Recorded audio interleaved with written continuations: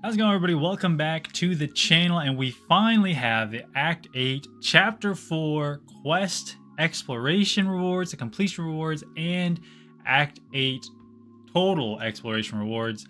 And I did a little sneak peek, and they're pretty solid, man, pretty solid. But I haven't read this, so we're gonna read this first, all these details first, and then we can get to the rewards. If you're just here for the rewards, I'll leave a timestamp in the comment section down below, and you guys can just skip to it. So for those interested in the act story stuff, so here we go. The chapter is intended to be an exciting conclusion to the adventures of Karina and her battle against the insidious organization Ouroboros.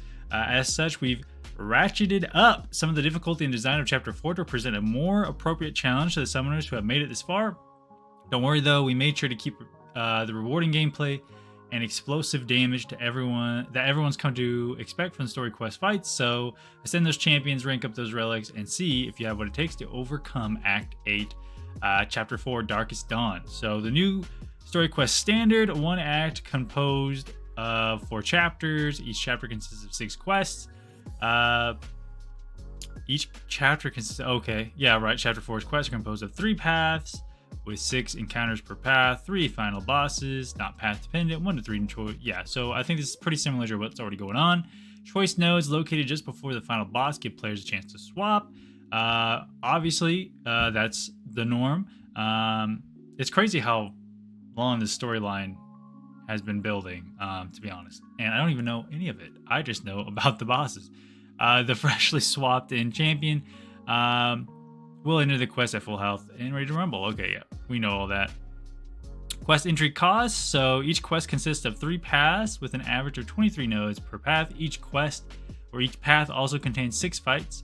So total consumption of completion would be 414 energy, and total cost of exploration would be 1242. So not, I don't really know. I don't really mind quest exploration energy costs all that much. I've never really noticed, to be honest with you.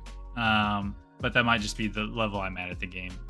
Sorry, I got interrupted. So global domination, those are just the global nodes that you're probably already accustomed to.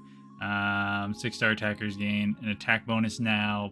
7 stars do as well. An attacker spirit gauge is increased by 200%. Obviously just basic stuff. Going berserk are the weapon nodes. Same things we've been dealing with. Same type of nodes or weapon nodes we've been dealing with, but I don't know if they're the same like type. I'm sure they'll be a little different than the previous ones. Make me one with everything. For this final chapter, Act 8, we wanted to diversify the challenges presented to test the limits of summoner skills and rosters. With that intent, we've loaded 8.4 with a wide variety of new effects and nodes, focusing on broader RPG demands and mechanics. I enjoy that kind of stuff. I enjoy story content. I'm a pretty OG player, I guess. That's kind of been our bread and butter for the longest time until Battlegrounds came out. Was like story content. The story content was like the new, thing. It was the hot thing, and so I like that kind of stuff. Some people don't, though. Some people just like Battlegrounds Alliance War, that kind of stuff. But if this is your kind of thing, that probably excites you. I like challenging my roster and stuff. We know relics and strikers are a hot topic for many, but thanks to extensive feedback from Act 8.3 beta, we have a much better idea as to what players are looking for from striker-centric gameplay. While there aren't nearly as many new striker nodes in Act 8.4 as there were in Act 0.3, we felt compelled to continue to explore the design space. Lastly, there are, of course, a parade of other new nodes mixed in with existing favorites, but we'll leave you to find them out in game. Okay, so all that. Here's the actual story stuff. Blah, blah, blah. With the feat of Cerastus, Karina and her allies delve deeper into the Ouroboros base and operations, uncovering a threat from the battleground beyond their imagination. Armed with this new terrifying information, it will fall to the summoner to help Karina prevent a devastating war. Stand between our heroes and salvation is none other than the leader of Ouroboros himself, Punisher Glycan, whatever. But why has Frank Castle turned against the battleground? Because he's only available as a 6-star in Arena. What terrible power was able to corrupt one of the most resolute wills in all the contents answers will have to wait, as whatever will waste little time, devastating anyone who stands in between him and the goals will be able to overcome, blah, blah, blah. Okay, so let's get to rewards. We talked long enough. Act 8, Chapter 4 features path rewards, blah, blah, blah, blah. Okay, so Chapter 4 completion. So if you just complete Chapter 4, you will get a 2 6-star rank up gems, 3 to 4, 1 6-star awakening gem, 60 6-star signature stones, 2 6-star Nexus Hero Crystals, 1 5-star Nexus Hero Crystal, or Relic Crystal, I'm sorry, 7,500 7-star Hero Crystal Shards. Okay, there's a weird space there, my bad. 10 25% tier 6 class Catalyst Crystals. That's a lot. 7 7 tier 3 Alpha and 7 tier 6 Basic. Cool. 2 million gold. So for completion rewards, just getting through it once, that's pretty solid. And then we have the Chapter 4 exploration rewards. So 1 6-star rank up gem, 4 to 5. I don't know if that's generic, but I think it's generic. 1 7-star rank up gem, 1 to 2.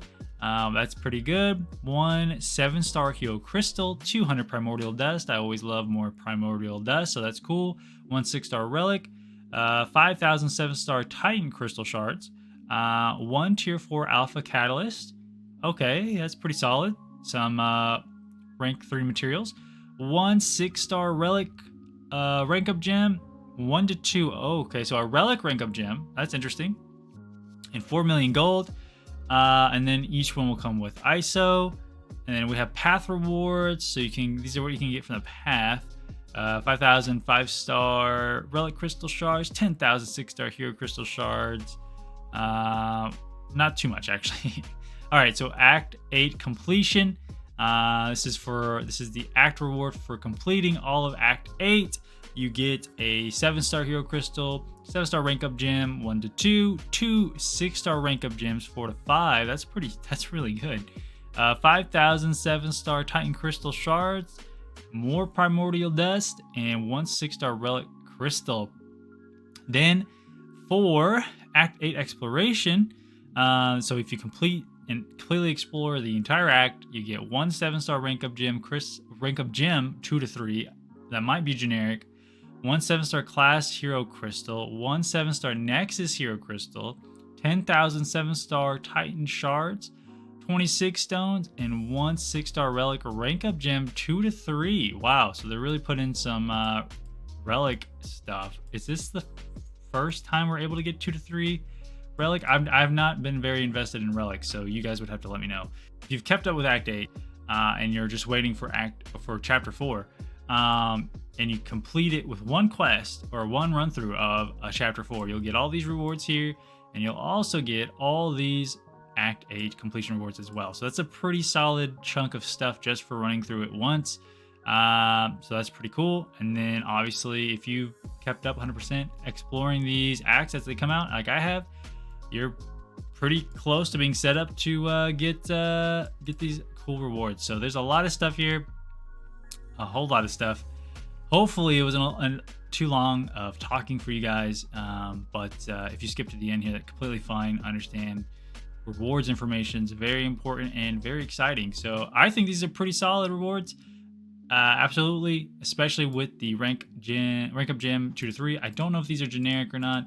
It doesn't really specify, but yeah, I'm pretty excited for it. Hope you are too. And that's it for this video, guys. I gotta run.